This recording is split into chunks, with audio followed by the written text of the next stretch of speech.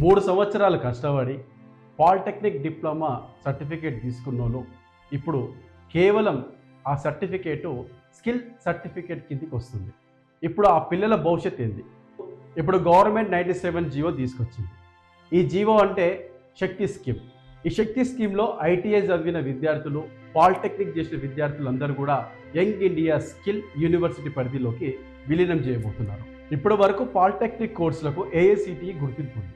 అయితే ఇది దేశవ్యాప్తంగా గుర్తింపు పొందిన పాలిటెక్నిక్ డిప్లొమా.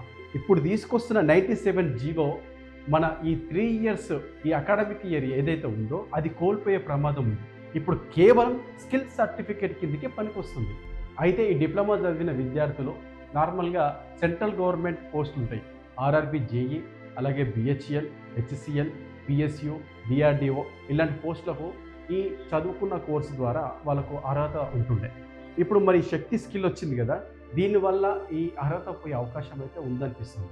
అంతేకాదు ఈ డిప్లొమా చదివిన విద్యార్థులు ఈసెట్ రాసి బీటెక్ సెకండ్ ఇయర్ అంటే లాటరల్ ఎంట్రీ ద్వారా జాయిన్ అవ్వచ్చు. అయితే ఇప్పుడు ఈ స్కిల్ ద్వారా అది దెబ్బతినే అవకాశం ఉంటుంది. దీనిపై ఇప్పటి వరకు ప్రభుత్వం ఎలాంటి క్లారిటీ ఇవ్వలేదు. అందుకే ఈ విద్యార్థులందరూ గలమెత్తుతున్నారు, ఒకటవుతున్నారు. ఇప్పటికైనా ఈ 97 జీవోను రద్దు చేయాలని విద్యార్థులందరూ కోరుకుంటున్నారు.